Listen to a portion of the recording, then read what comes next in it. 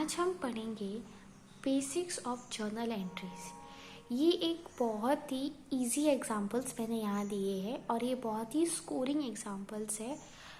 इनमें से बहुत सारे एग्जाम्स में क्वेश्चंस का आने के चांसेस लगभग 100% है जर्नल एंट्रीज के एग्ज़ाम में। आइए हम स्टेप बाय स्टेप एक एक करके अभी पढ़ेंगे। देखिए, स्टार्टेड बिजनेस विद कैश ₹2,50,000। अगर आप देखेंगे तो ये जो कैश है, ये कैश क्या है?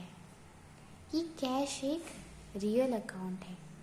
और रियल अकाउंट का रूल क्या है? रूल ये है, debit what comes in and credit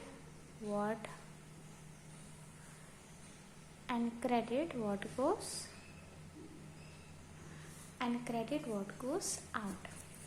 तो आप बिजनेस के पॉइंट ऑफ व्यू से सोचिए। ये इजी ट्रिक है याद करने के लिए। मैं आपको ट्रिक बताऊंगी। Cash account debit to capital account. आप ये सोचिए, आप बिजनेस के पॉइंट ऑफ व्यू से सोचिए। जो पैसा है वो बिजनेस स्टार्ट करने के लिए यूज़ कर रहा है, तो बिजनेस यूज़ कर रहा है, वो बिजनेस के अंदर आ रहा है। और रियल अकाउंट क्या बोलता है? Debit what comes in. तो यहाँ पे कैश बिजनेस के अंदर जा रहा है, तो ये एक cash account debit to capital account है। तो बिजनेस के अंदर कैश आ रहा है, तो कैश अकाउंट डेबिट। क्यों? डेबिट व्हाट कम्स इन, और कैश जो है बिजनेस के अंदर आ रहा है। आप बिजनेस के पॉइंट ऑफ व्यू से सोचिए। तो ये हमेशा जब भी क्वेश्चन आएगा, स्टार्टेड बिजनेस विद कैश ₹2,50,000, या फिर ऐसा क्वेश्चन आएगा, a month started business with cash ₹2,50,000, कुछ भी हो, स्टार्टेड बिजनेस विद कैश, आपको ये याद रखना है, ये ध्यान में रखना है, cash account debit to capital account. और यहाँ पे फिर हम लिखेंगे 2,50,000 और 2,50,000। ये डेबिट कॉलम है, ये क्रेडिट का कॉलम है। ये आपका पर्टिकुलर्स आ गया। मैं ये जस्ट आपको एग्जांपल सॉल्व करके बता रही हूँ, ठीक है। फिर हम एक फुल फ्लेज प्रॉब्लम सॉल्व करेंगे जिसमें ऐसा कुछ नहीं होगा। मैं आपको डिटेल में अच्छे से पढ़ाऊँगी, पर यहाँ पे आपका बेसिक्स क्लियर होना बहुत ज़रूरी है, ठीक है। अब चलिए दूसरे एंट्री पर जाते हैं। Purchased goods from Sohan ₹7,000। अभी आप देखिए, गुड्स क्या है? गुड्स एक रियल अकाउंट है। और रियल अकाउंट का क्या डेफिनेशन है? क्या रूल है? Debit what comes in and credit what goes out. तो अगेन आप बिजनेस के पॉइंट ऑफ व्यू से सोचिए, परचेज गुड्स फ्रॉम सोहन ₹7,000। तो बिजनेस क्या कर रही है? गुड्स परचेज कर रही है।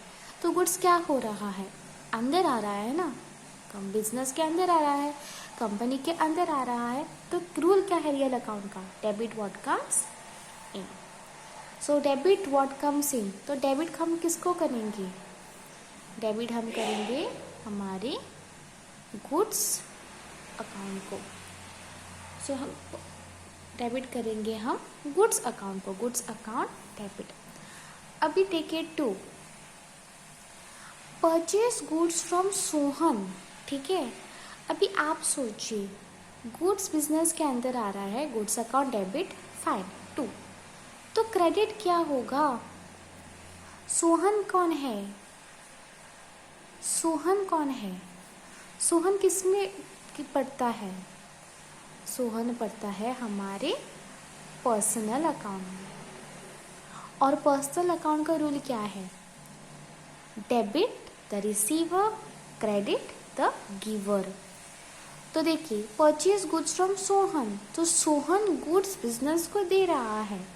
पर्सनल अकाउंट का रूल क्या है? Debit the receiver, credit the giver. तो सोहन गुड्स दे रहा है, तो सोहन यहाँ पे क्रेडिट हो जाएगा। तो सोहन अकाउंट 7,000 7,000। ठीक है, अभी नेक्स्ट एंट्री देखिए, purchase goods from Ankit for cash ₹4,000। अब यहाँ पे कौन इन्वॉल्व है? For cash.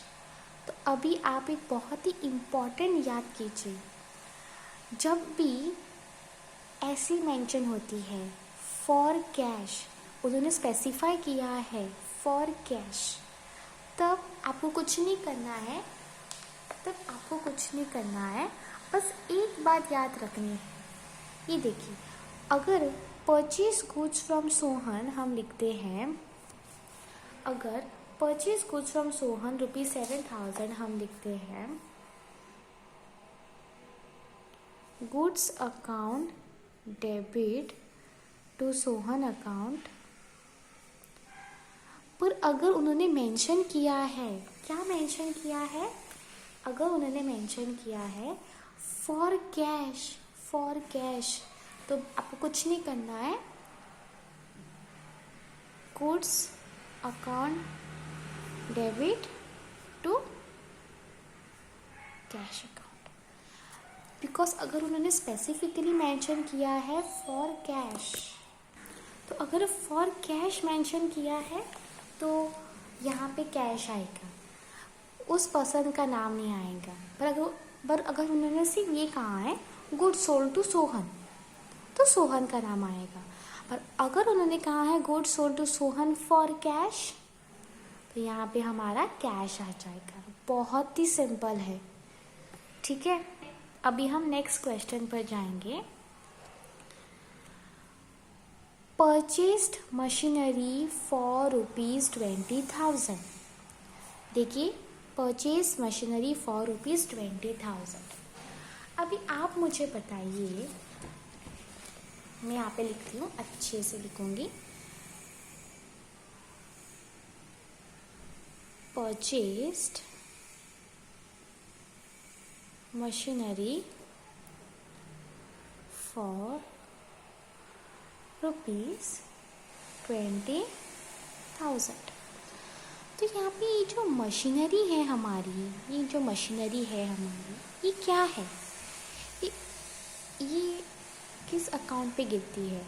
पर्सनल, रियल या नॉमिनल?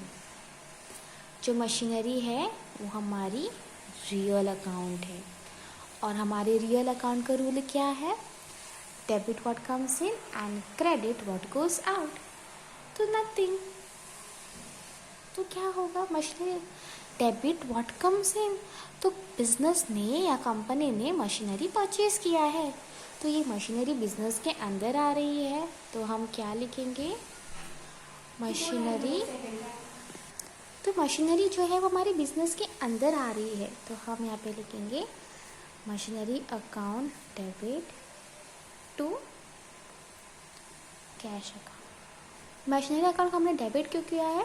क्योंकि मशीनरी बिजनेस के अंदर आ रही है, और मशीनरी एक रियल अकाउंट है, और रियल अकाउंट का रूल क्या है?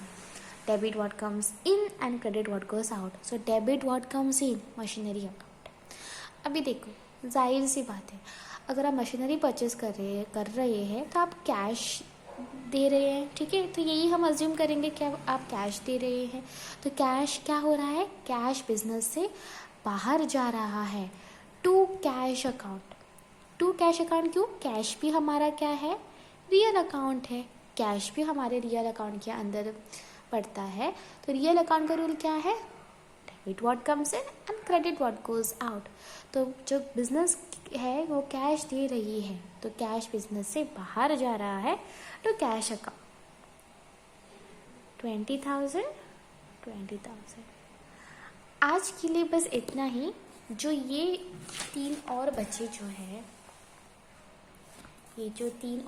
हैं, गुड सोल्ड टू सोल्ड, ये जो है ये हम कल की वीडियो में देखेंगे। ठीक है, तब तक पढ़ते रहिए और मेरी वीडियो को लाइक और मेरे चैनल को सब्सक्राइब कीजिए। Thank you.